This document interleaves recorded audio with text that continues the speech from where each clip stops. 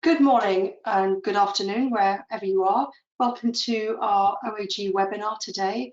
This is the next webinar in a series we've been hosting since the end of March, beginning of April, I think it is, trying to keep you up to date with where things are in the world of aviation and coronavirus and how the industry is responding. My name is Becca Rowland and I'm going to be hosting today. And along with me, I've got Edward Clayton, who's a partner in PwC Malaysia. Welcome, Edward. It's your first time with us, so thanks for joining us. Thank you very much. We've also got John Grant, Senior Analyst at OAG, and one of our usual contributors, and Mark Clarkson, EVP Product Management at OAG. Welcome, Mark and John, again. Hi. Yeah, good morning, good afternoon. As usual, the format is we've got about an hour to discuss a series of slides about the industry and about the market. We'll try and take your questions as we go through, and we should have some time for questions at the end, hopefully, as well. So do use the chat area to send in your questions as we go. We like hearing your questions, and it always keeps us on our toes. So the subject today is we've called it Strapped for Cash, how airlines can survive the winter season. So before the summer break that we took, we spoke a lot about the need for airlines to make the most of the summer period when they usually see travel peak. But as the weeks came and went, the combination of traveller uncertainty and travel restrictions meant that capacity and indeed passenger volumes weren't quite what we'd have hoped for. So that's left airlines even more depleted of cash and needing to look carefully at their strategies for getting through the next few months. That's part of what we're going to be discussing today. So what state subsidies mean, the number of redundancies, prospects for consolidation, and so on. But first, let's take a look at where we are today in terms of capacity and frequency. We've seen this map repeatedly. This is really a sense of where each country is in terms of capacity compared to a year ago. John, the summer seemed to peak at about 60 million seats. Is it all downhill from here, do you think? Sadly, yes, I think it is, Becca, and I'm convinced that both you and Deirdre only have red and orange coloured pens when I see this chart every month or week. It's very little is changing. In fact, compared to previous years, the market seems to be slowing down earlier than in previous years. We always, of course, expect a reduction in capacity through the September and October period, but we've seen some quite dramatic capacity cuts in the last week from airlines around the world. So yes, it's not looking good. We're at 58.4 million this week, and you know, if traditionally we're about 9 million below that by December, then we're looking at a market that will be at about 49 million if we're optimistic, which is going to be just below half the capacity we had this time or in December 2019. And when you overlay that with the fact that demand is even softer than the capacity by perhaps 10 or 15%, then you can see that it's looking pretty gloomy for the last 4 months of this year, I'm afraid. It's not a good place to be, and we're already seeing airlines taking actions to address that particular issue. Yes, I think we'll be looking at that in a moment. Let's move on to the slide with a bit more data here. So this is OAG's latest capacity data with the charts showing the flights this year compared to the same week last year. As the chart at the bottom shows, it's really we've not seen much growth at all, have we now, for a good number of weeks? No, we haven't. And you know, if you look at the European line, for instance, that's actually begun to fall back quite noticeably in the last 2 weeks. EasyJet and Ryanair, between them, reduced capacity this week compared to last week by nearly 600,000 seats. And that's a huge amount. And week on week this time last year, they reduced that by about 25,000. So, you know, that gives you some idea of the scale and depth of the cuts. And yesterday, of course, Wizz Air probably confessed up and said that the recovery isn't as strong as they had hoped it would be, and their optimism is beginning to fade, and they're looking at parking aircraft. They've been a very optimistic voice all through the summer, haven't they? You know, back in May, June, we saw them announcing large increases in capacity. Yes, and continuing with the startup of Wizz Air Abu Dhabi and other such things, but I think even they are now beginning to realise that this is going to be a long winter. But it's good to have Edward on the webinar, because Asia is it's a vast region, obviously, but Edward sits in a part of the world where China looks like it could be stronger than it was this time last year, with Golden Week about to occur, and yet at the same time Singapore and Hong Kong continue to be in lockdown. It must be a fascinating place to be at the moment, Edward, with everything happening. Yeah, well, the first time I saw this chart, I thought, oh gosh, Asia looks better than anywhere else in the world. However, when you dig a bit deeper, then you see there are really two stories happening here in parallel, if not three. So the countries with large domestic markets are recovering either very well indeed, like China and Vietnam was until the recent new outbreak of COVID, which they thought they'd managed to completely conquer, but it did come back, unfortunately, but not in a big way. So domestic market countries doing okay. A lot of countries in Southeast Asia really cracked down on flying. So certainly for me in Malaysia, interstate travel was banned, very rigorously policed for about 2 months in March through to May, in fact through to June. Since then, there's been some limited travel, increasing now. So what we're seeing on domestic routes is maybe a half of the usual schedule, a third to a half. AirAsia putting on more flights than Malaysia Airlines and Malindo relative to their 2019 schedule. Other countries in the region, similarly. The countries which do not have domestic flying, Singapore, Hong Kong, obviously much more difficult, and their numbers are really very far down. We'll see that on some later slides. You were telling us yesterday, Edward, that you are seeing easing of travel restrictions across Southeast Asia, though. Yes, yeah. So I suppose the two stories are the domestic versus the international. The third story is the selective relaxation of certain types of travel internationally. So for example, Malaysia and Singapore have opened up a green travel corridor for essential business travel. And they're allowing 400 passengers a week to fly between Kuala Lumpur and Singapore, which is obviously massively, massively down on the pre-COVID levels, but still it's 400 a week, which is 400 more than it had been up until the 17th of August. Increasingly, countries are saying, if you do have very urgent, personal reasons, for example, to travel, then we will be willing to grant you permission, whereas there was no permission for anything previously. There's also going to be some student travel outbound from this part of the world to particularly, I would say, Europe, to some extent to Australia and America, but less so than to Europe, during September, after which we're seeing things quieten down again. And is that student travel, is that charter operations? I know that we're seeing some charter operations with students coming in from China into the UK, or are those students taking the scheduled flights? Yeah, from China, yes. Generally from countries in South Asia and Southeast Asia, we still do have significant services by the Gulf carriers and some by the local carriers. So Malaysia Airlines is operating twice a week to London at the moment. There's daily flights on Qatar and Emirates. So there are ways to get back. Even during the deepest lockdown, Qatar was still running 3 times a week from Doha to Kuala Lumpur. So, there was a way to travel if you had the very unusual permission to be able to travel.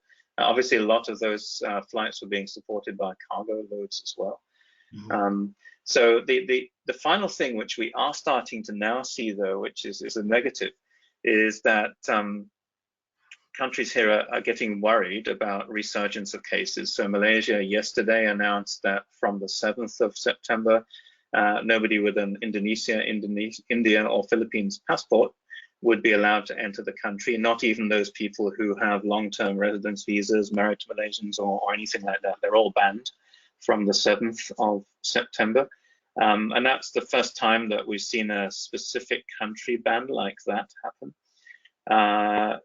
We are also seeing countries in Southeast Asia making nervous noises about a possible resurgence in COVID in the Northern Hemisphere winter, and being prepared to do something about that. So I wouldn't be surprised if some of these country level bans are imposed on European countries, for example, in future.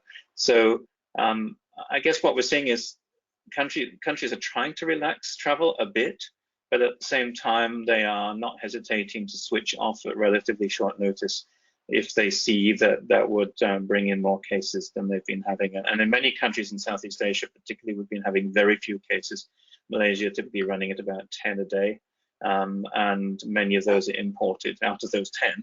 So they don't want more cases coming in. So there's a lot of nervousness there at the government level, and actually, frankly, a lot of support by the population in many of these countries to minimize travel, because people are afraid of COVID, perhaps because of the SARS impact that we had 10 plus years ago. People saw what happened then and they don't want it to happen again.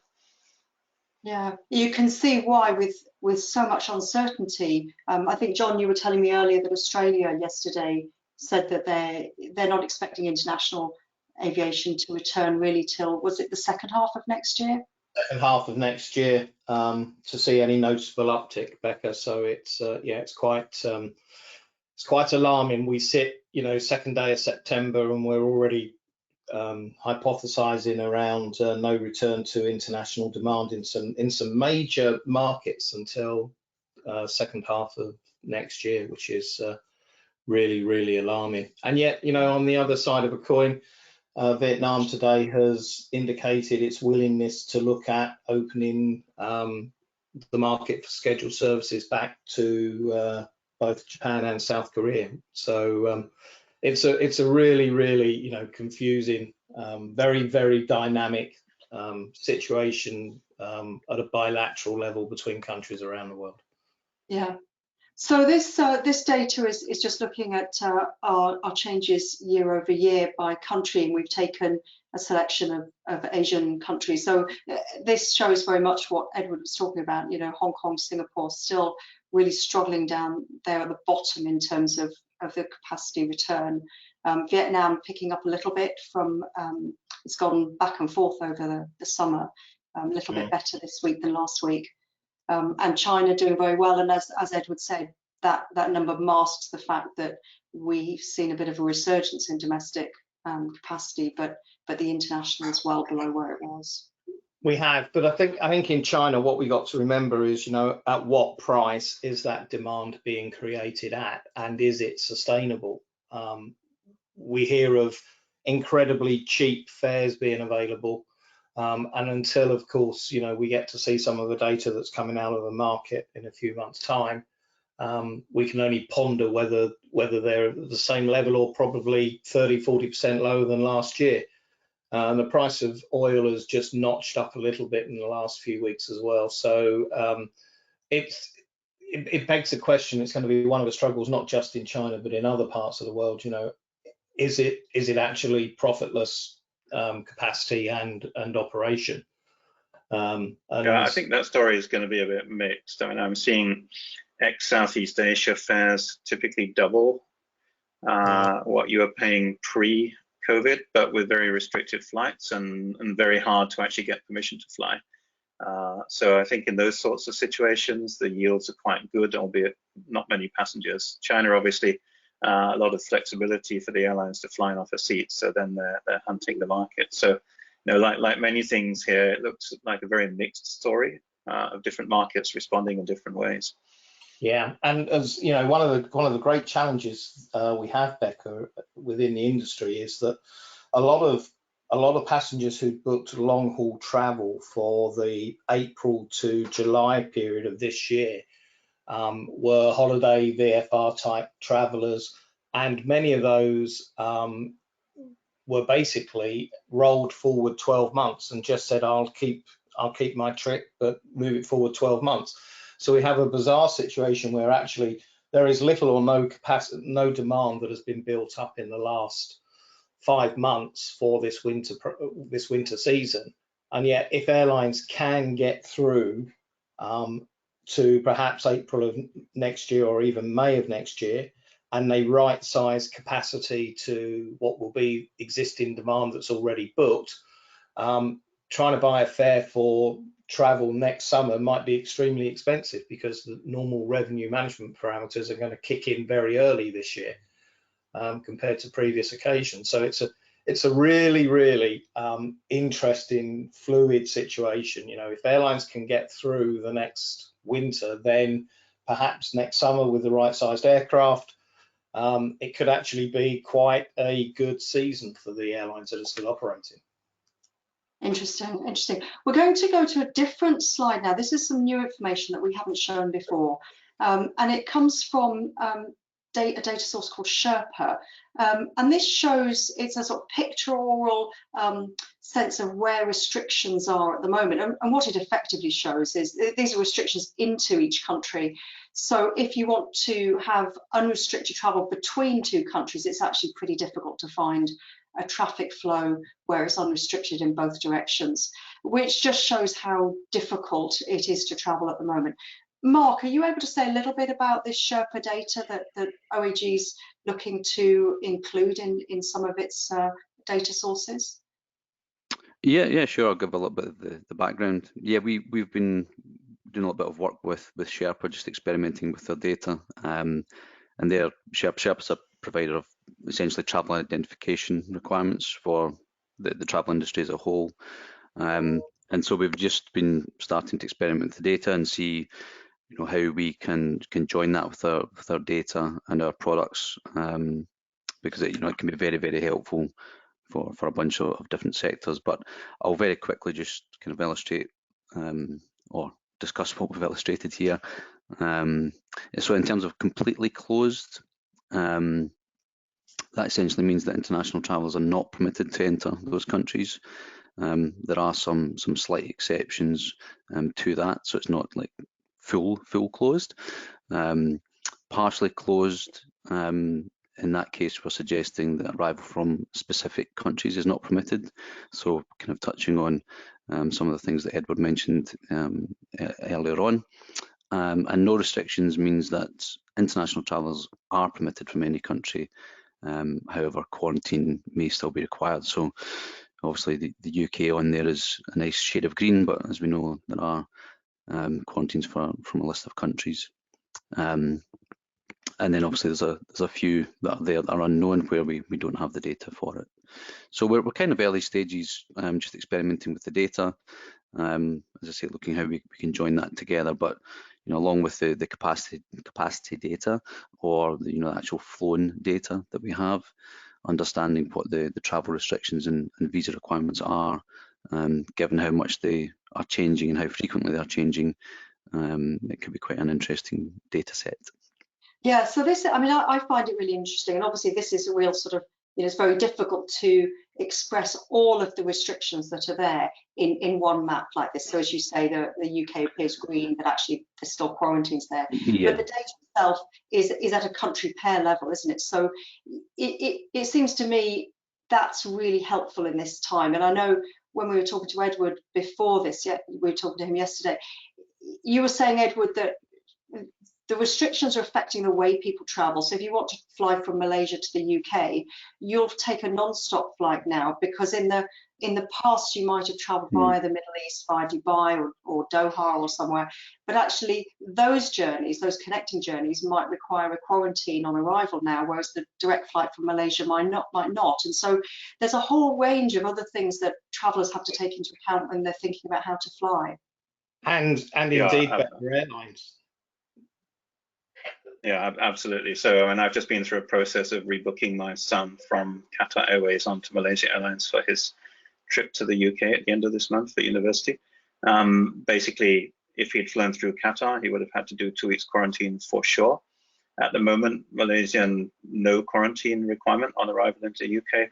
Another option could have been Turkish, which right now or at least last time I looked, didn't require quarantine, but there's a risk that it might be imposed. So essentially looking for a non-stop flight becomes very attractive in situations like this, because you just don't want to suddenly find yourself having 2 weeks of quarantine, even though when you booked the ticket, that wasn't the case.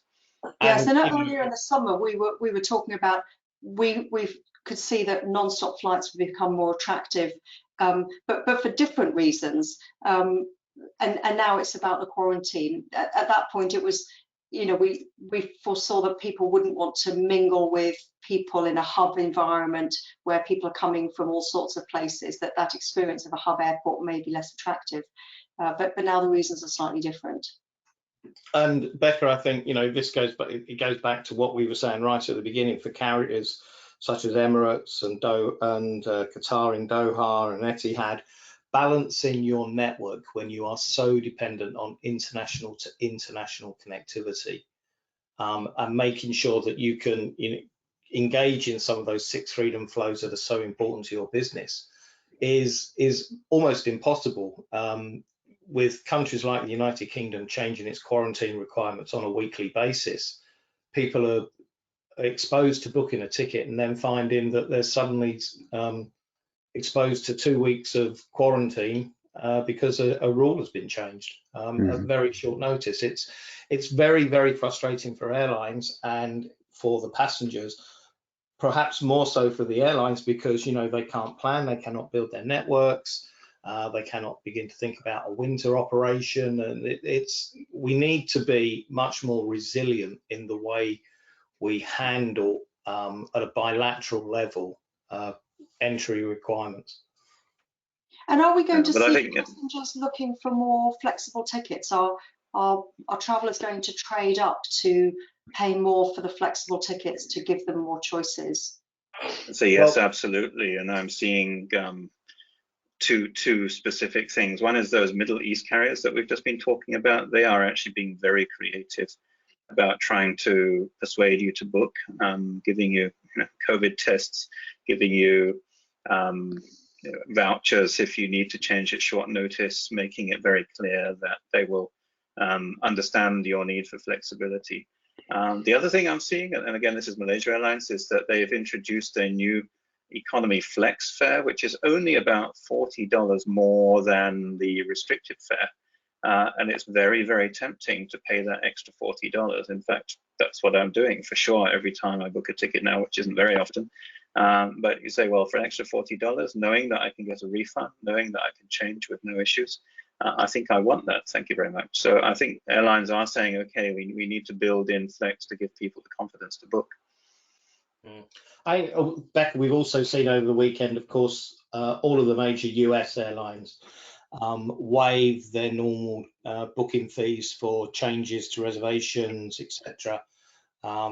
And in the case of United Airlines, saying that's a permanent change, although the cynic would say it's a permanent change until they become better, and they'll just create a new fare with a new rule, because that's what we've seen happen in the past. But you know, that is all great stuff, and it gives the consumer flexibility. But what we're also now doing is blurring the lines between the booking curves of a leisure passenger and those of a business passenger. And you know, that is in the long term going to create some real challenges for airlines and their revenue management teams in how they're going to both maximize yield and at the same time stimulate that cash flow they want in advance. Why would you book 6 months in advance in today's world? You know, that's a very brave call. Okay, well, that's great. Thank you very much. Let's move on now. We're going to have a look now at how capacity has been changing. And for those of you who've listened to the webinars before, this is a way of looking at the market that we've used before. So in the slide here, we're seeing global seats, and each of the yellow lines shows a snapshot in time. So the OAG analyzer product, schedules analyzer, allows you to go back and look at a previous point in time using the snapshot feature. So that's what I've done here, and the thick yellow line, sort of gold coloured line, is the latest set of data, 31st of August schedule, and then each of the others is a previous week. And you can see how, as the weeks have gone by since the 20th of April, this thinner yellow line here, when the airlines, according to their schedules, at least it appeared that they thought that by July we'd be looking at capacity where it was last year, and then as the weeks have gone by, they've taken out more and more, and even more's come out, hasn't it, this last few weeks. John, do you want to speak to that and what we're seeing there? Yeah, so as I said, I mean, we peaked around 60 million at the beginning of August on a weekly basis, but on a regular week-to-week basis, we have been seeing between 1.5 and 3 million seats a week being removed at less than 7 days' notice from the schedules, as airlines grapple with trying to get back to some sort of normality. And a lot of that is being caused by factors such as short notice, blunt instrument, quarantine requirements in particular countries that are close to home for some of us. And it's just very, very frustrating. At this moment in time, we are expecting next week, or the airlines are expecting to be operating about 61 million seats. This moment in time, we know this week is 58.4. We know there is some capacity that is inevitably going to be removed in Latin America because planned relaunches and startups in Argentina, Brazil, Peru, and Colombia are not going to materialize. So it's a very, it's a very frustrating, flexible, dynamic, fast-moving situation. And of course, for the traveller, you're still wondering, am I booking onto a flight that is definitely going to operate next week, or will it be consolidated or combined, or even just cancelled, and I'll end up with a voucher? And I can see that pattern running all the way through. At the moment, Becca, what you're seeing from the 6th of November onwards, quite frankly, is airlines holding on to slots at various airports because they're still waiting for clarity about whether there's going to be a waiver of the use it or lose it slot rules for winter 2020-21 season. And so that's quite late, isn't it? Usually they would have handed back slots, is that right, over the last week, if they weren't looking to use them for winter? Slots would have been handed back, and we'd normally be seeing by now what you see is what you get would probably be the mantra at this time of year for the winter.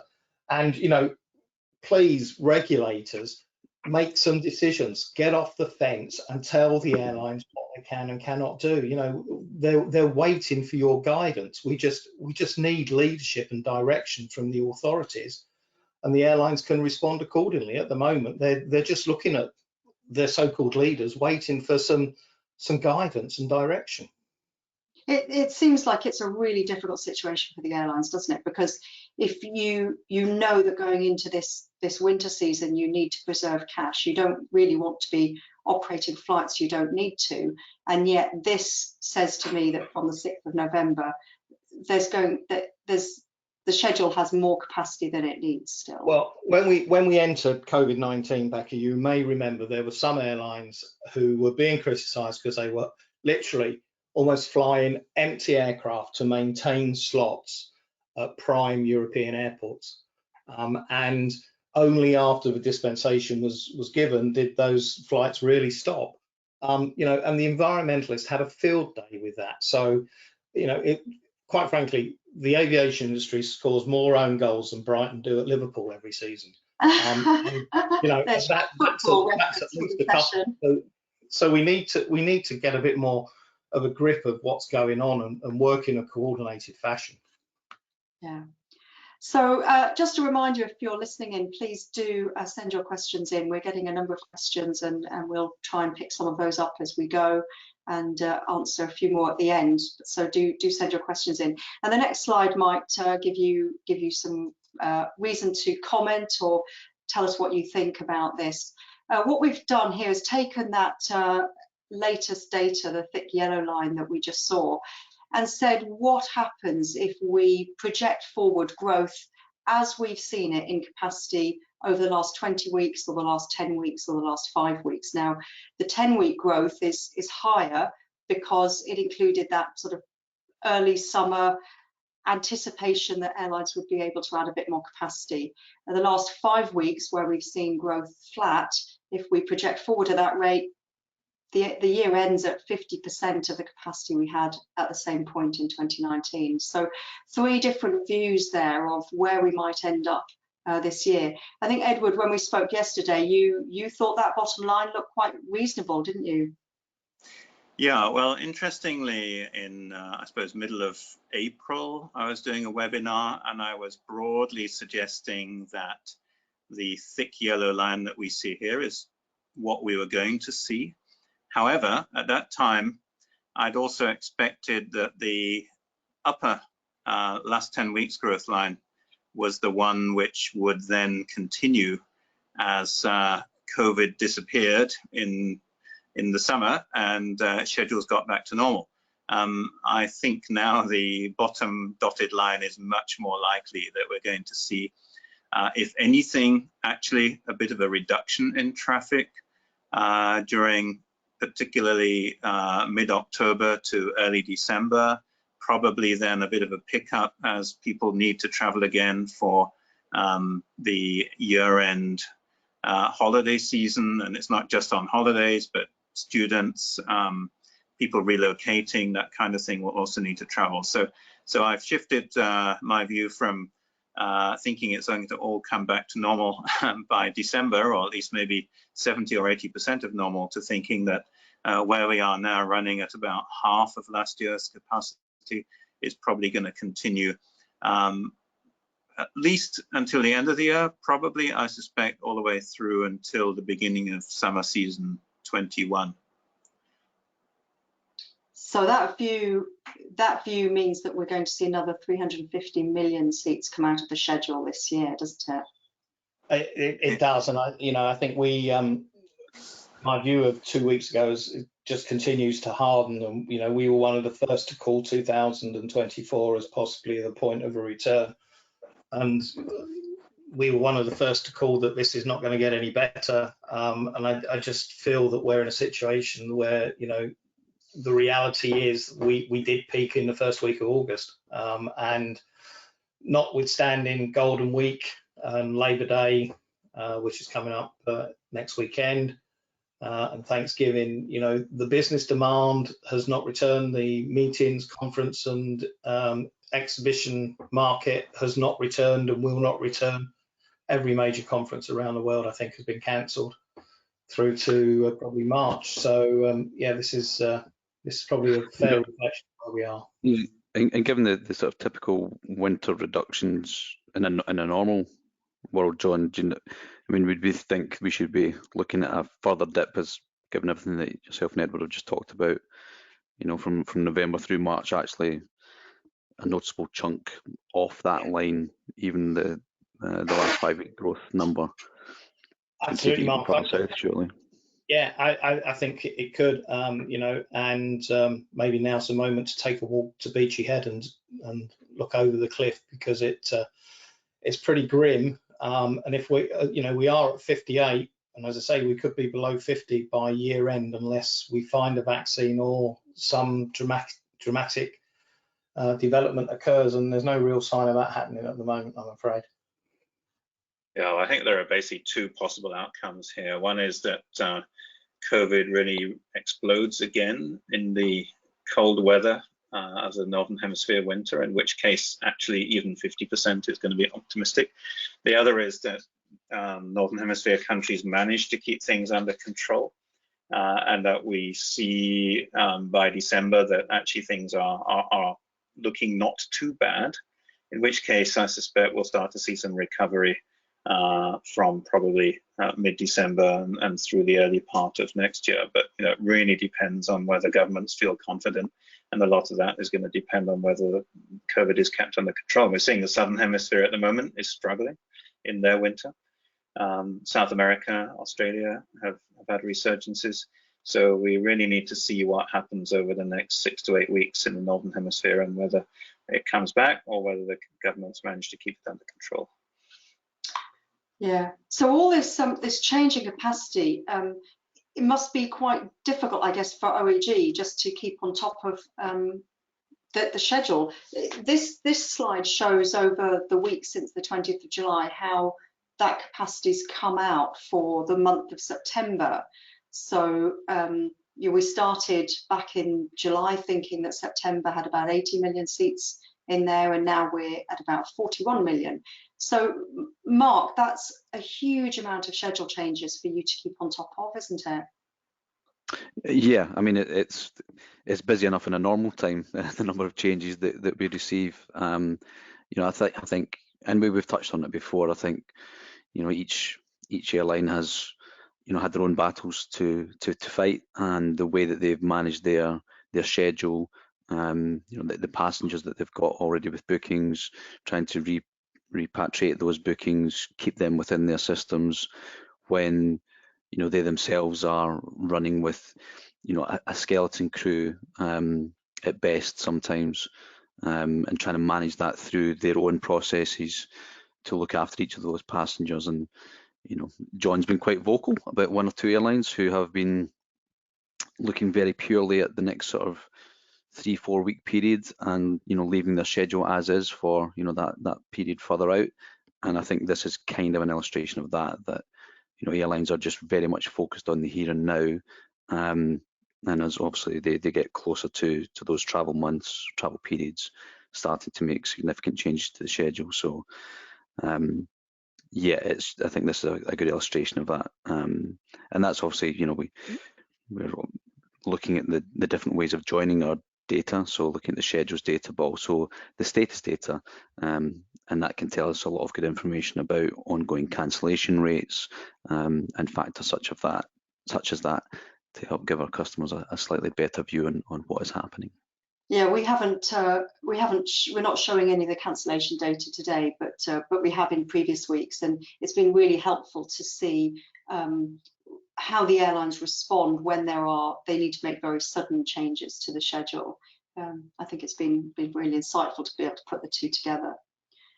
So we've seen with this drop in capacity, we've seen some airlines account for more of that than others. This is the list of airlines that have taken out the most capacity over that period, over the last 4 weeks, that is. So EasyJet at the top of the list, getting on close to 5 million seats, isn't it?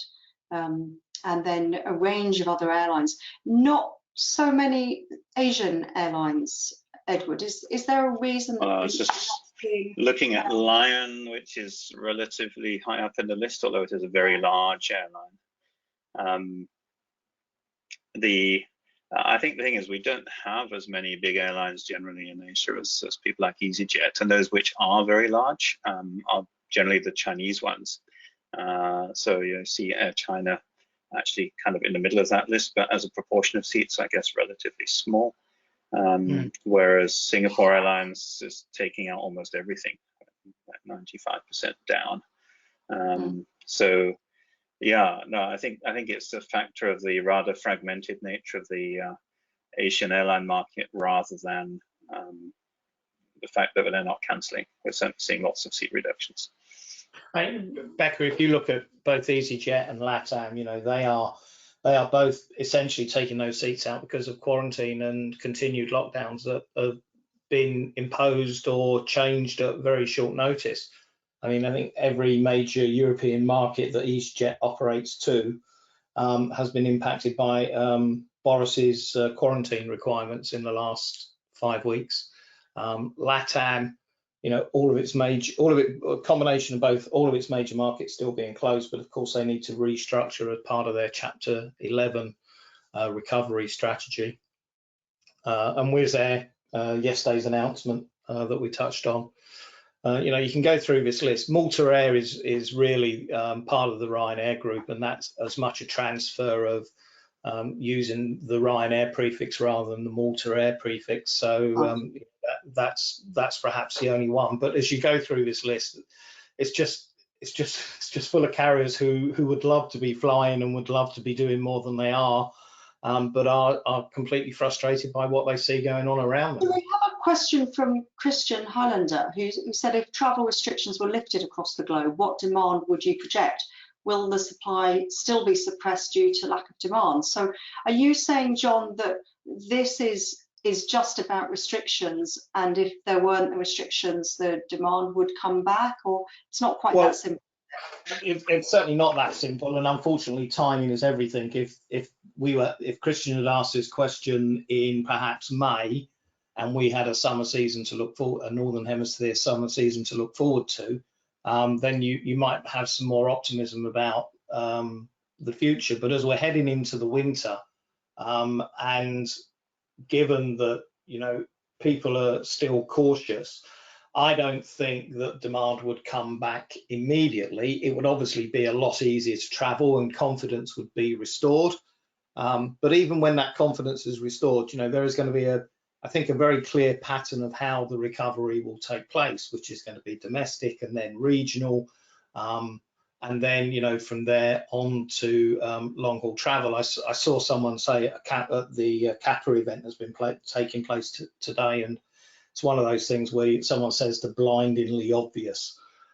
They said that the European market recovery was more international than domestic, but you need to recognise Europe is a European Union, and essentially everyone travels within Europe. There are very few large domestic markets in Europe. It's not Australia, China, or the United States. And Europe has a fairly effective train service for those sort of shorter routes, doesn't it? Absolutely, and private car, much easier to use when you're doing some of these distances in Europe.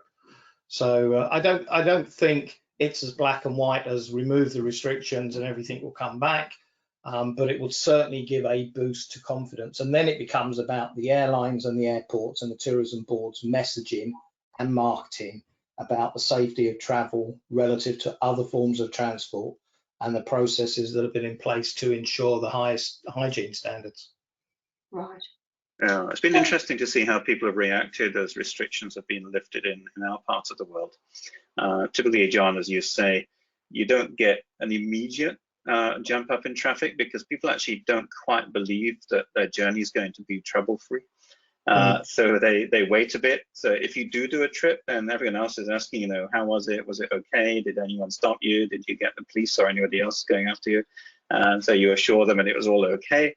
And then you start to see them. So there's a little bit of a pause at first while people take stock and think, do I really want to go? Then they do start moving. What we're seeing at the moment is that domestic hotels are very full. So people are moving around domestically within the countries and actually spending the money that they would have spent on an overseas trip that they can't do. So if anything, being prepared to spend a bit more than they would have done before. So that's been a very interesting reaction. On the sorry, go ahead.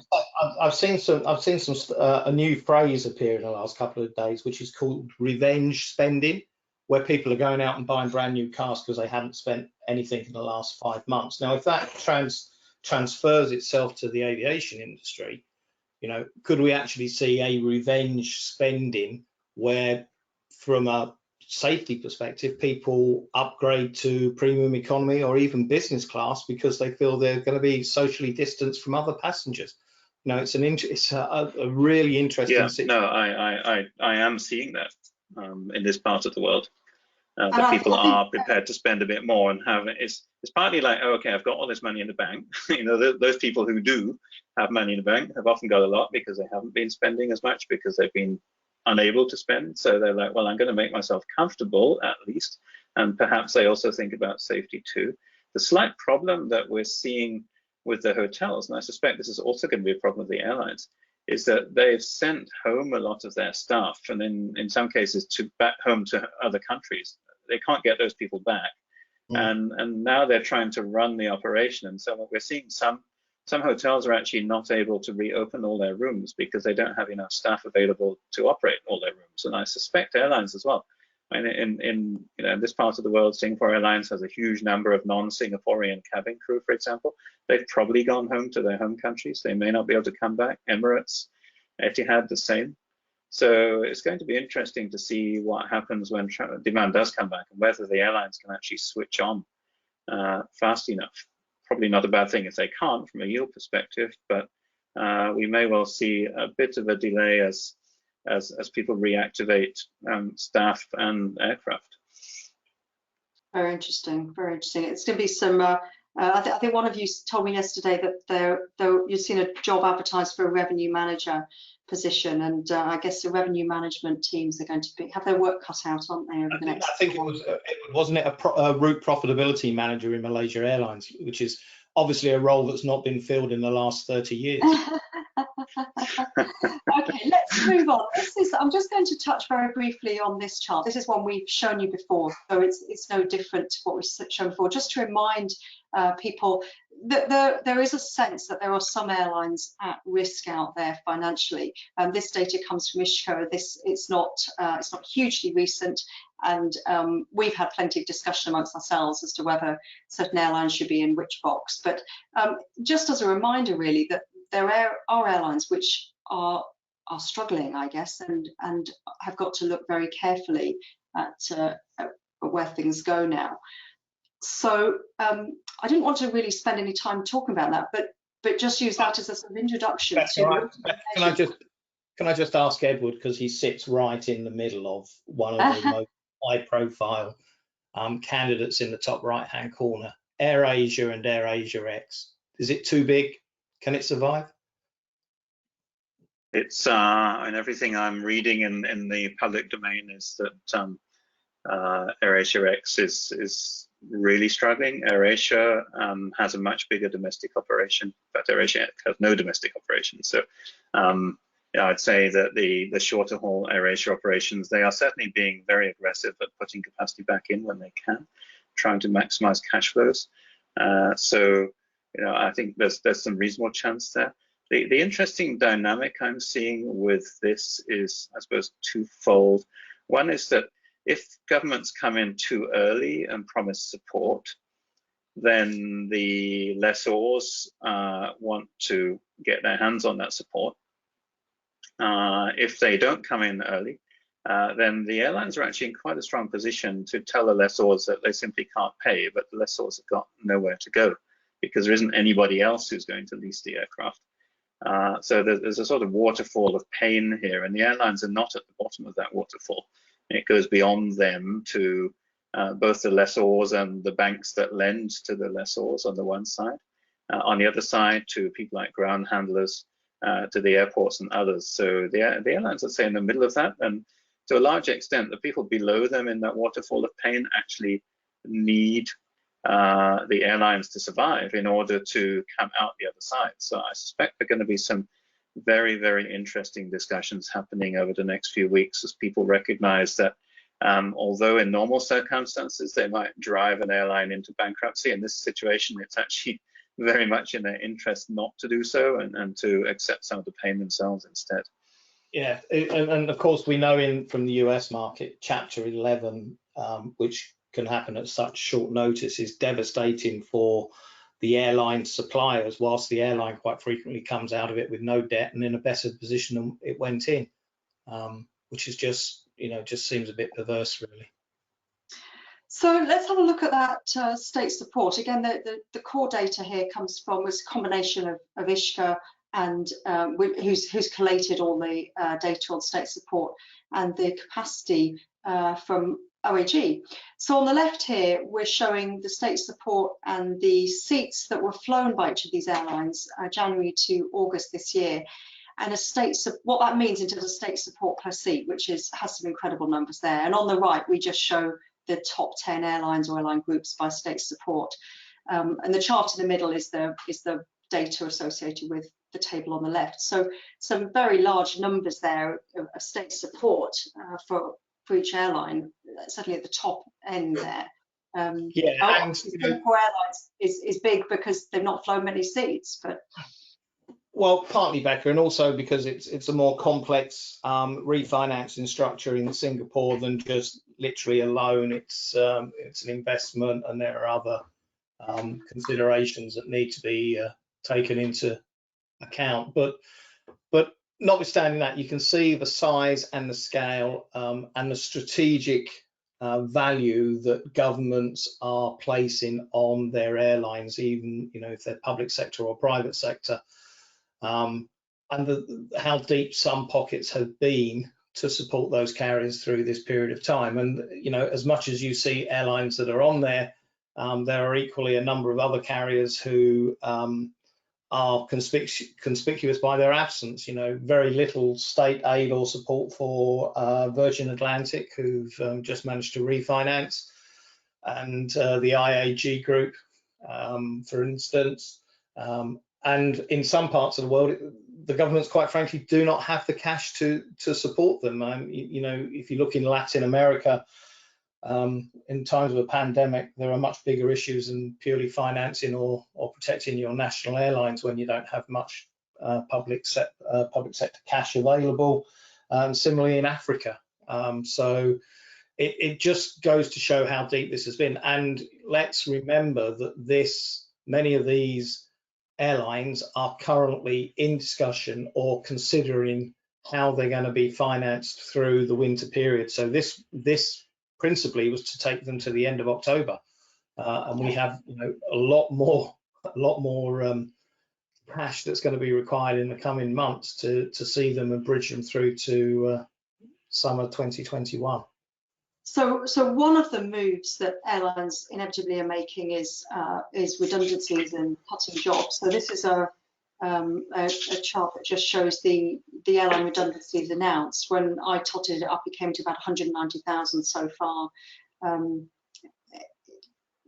We're going to see more job losses, aren't we, John? Inevitably. I mean, we have all three of the US majors in the midst of a round of redundancies.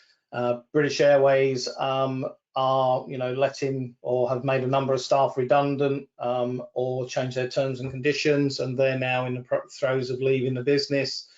And it's the same in Emirates. There is a standout situation in the Lufthansa group where I know they are considering more redundancies, but if you look at the scale on the right hand side, employees per 10 million ASK, then that is not a nice figure for Lufthansa compared to every other airline. And of course, you can, there are factors such as how much of their work is outsourced compared to others and is handled internally, etc., etc. But it's a standout position that needs to change. And there's a mammoth game of brinkmanship going on in the US at the moment between the majors and the CARES Act, where the airlines, have made it very clear. American have cut 15 cities from their network. Delta and United will follow. 19,000 redundancies at American Airlines, and the CARES Act expires in 1 month, in 28 days' time. You would think that the US government and authorities would be in a position today to say whether they have a plan to extend and roll that out beyond the 1st of October. And we're just playing a brinkmanship with people's jobs and careers and lives. And it's just, it's just a horrible, horrible situation that we're seeing. Yeah, not good. And again, I guess points to the fact that the industry is looking to political leaders, regulatory leaders, and so on to give some sense of direction and how to move forward. So one of the aspects that we don't talk about very much is just the rules about airline ownership. If we were another industry, we would expect to see consolidation. We've talked about that before, and yet this isn't an industry that allows consolidation in the way that other industries do. We have all sorts of rules about foreign ownership. In some countries it's only up to 25%, elsewhere 49%. And then the last few years, we've actually seen a few countries like India change the rules so that foreign ownership can be increased. Can one of you talk to this? Do you see this changing? Are we going to see more pressure to change the foreign ownership rules so that we can, the industry can start to respond and restructure in a way that will be needed, or is it a bit too early to be thinking about that? Well, you'd hope so, wouldn't you? In some ways, you'd almost hope that the government cash did run out in certain countries and markets, so that normal business type mergers, acquisitions, consolidations could take place.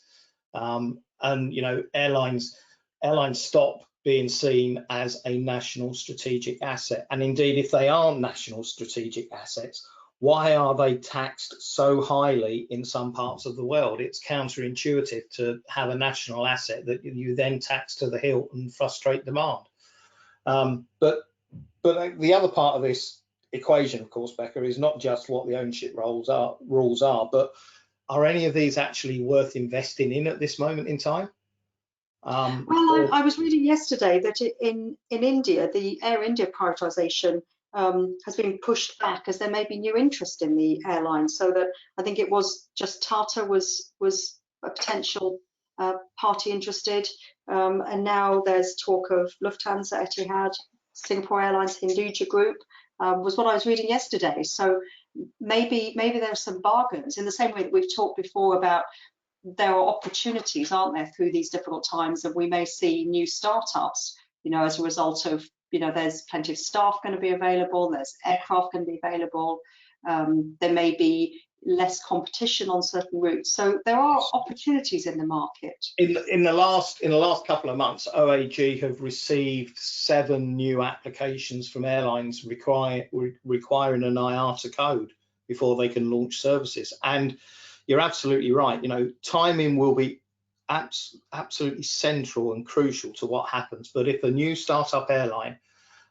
in a major market can time their entry to the right moment, given, you know, the cost of aircraft, availability of crews, resources, and cash in the financial markets appears to still be freely available, then coming into a market with no debt, no burden is a great opportunity. But if you're going to do it, you've got to do it and go big. You know, it's not a small turboprop venture. It has to be a single aisle A320, 70, 80 aircraft business plan that would work, I think.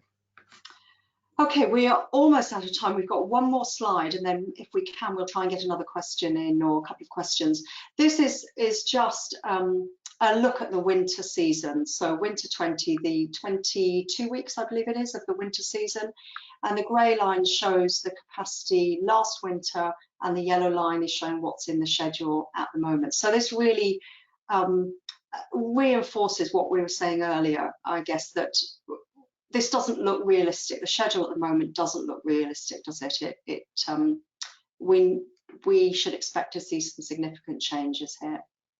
Absolutely. I mean, you know, I think last winter British Airways and American on their joint venture across the Atlantic probably had 10 or 12 flights a day from New York to London. It's only going to be 4 a day, I would think, this winter.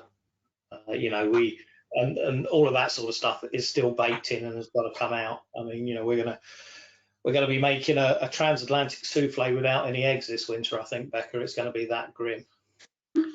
Okay, let's see if we can take 1 or 2 questions quickly before we reach the top of the hour. We've got a question, I guess, for Edward or for John. Any insights on state support to low-cost carriers? Interestingly, they didn't show up in the top 10 airlines with state support. Any comments on that? That's a question from Enrique. There isn't any real support coming in Europe. Edward, I don't think AirAsia's picked up any support yet, has it? There's a bit of a loan guarantee being talked about, but that's more implicit than explicit support. I mean, generally, what I'm seeing in this part of the world is that governments are being very, very slow to get behind anything other than their national flag carriers. Becca, there's an interesting question about US airlines and ticket waivers, which was worth 2.8 billion last year. So, you know, it's an important revenue stream that's been lost. I mean, there is an argument that says, well, you may have put that at risk, but if it rebuilds customer confidence 1 month earlier than would otherwise be the case, then it will have been a worthwhile exercise. But I think there is a fascinating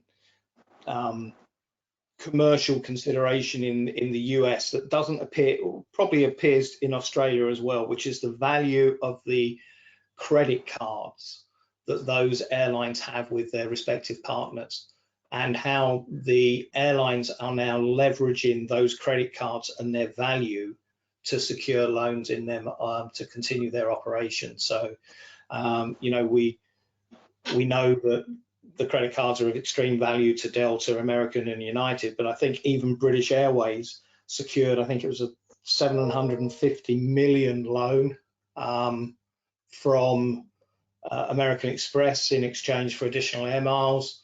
So being put on the book. So, you know, there's many creative ways that airlines are capable of generating cash at the moment. Right, well, I think we're going to call it a day there. Thank you all very much. Thank you, Mark, John, and Edward. Thanks, Edward, for joining us today in particular. We'll be back in a month's time, so the first Wednesday in October, that's the 7th of October, when we'll be giving you a new webinar with the latest insights. And in the meantime, please do look at the OAG website, oag.com, where we have a recovery tracker there, so you could see every week some of the information that we're presenting here, just how the industry's moving, how capacity's shaping up. So thank you all very much, and we'll talk to you again in a month. Thank you very much. Thanks, everybody. Thank you. Bye-bye.